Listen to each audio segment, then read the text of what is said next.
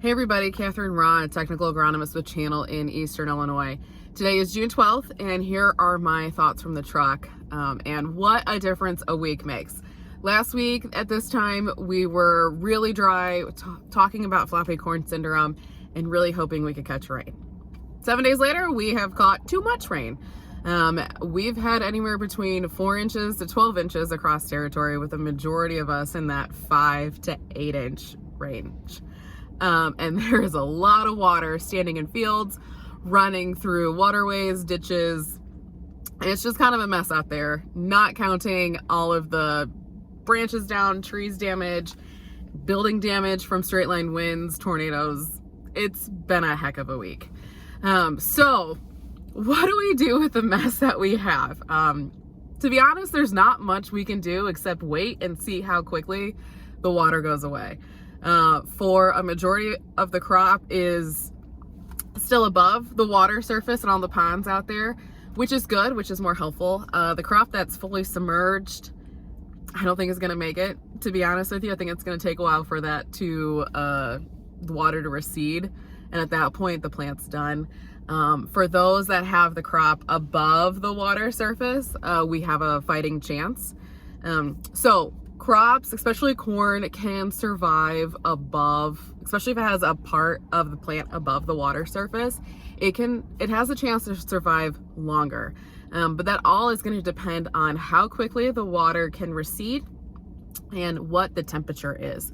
So obviously, the quicker the water can go away, the better likelihood of getting oxygen back to the roots, less root rot, less rot on the plant.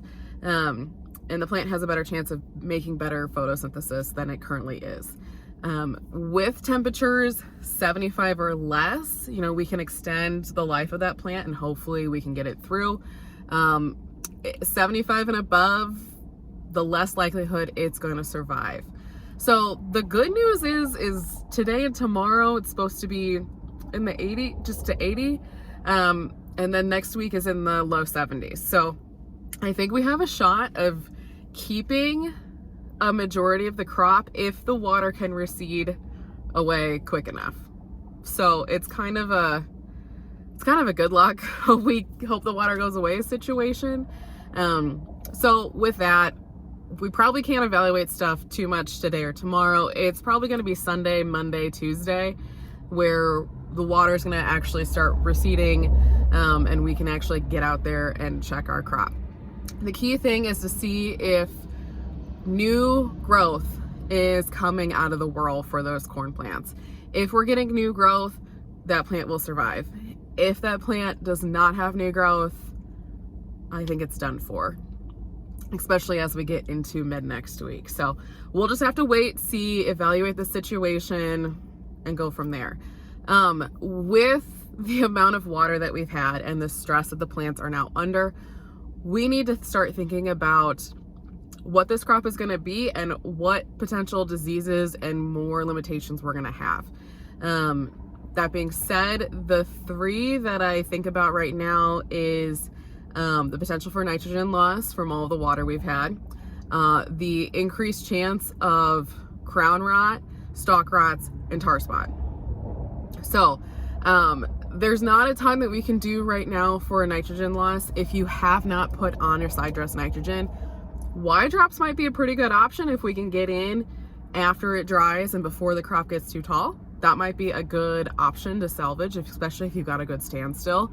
From the disease perspective, we need to start thinking about a fungicide application. And if you weren't already going to pull the trigger, you need to pull the trigger for this summer.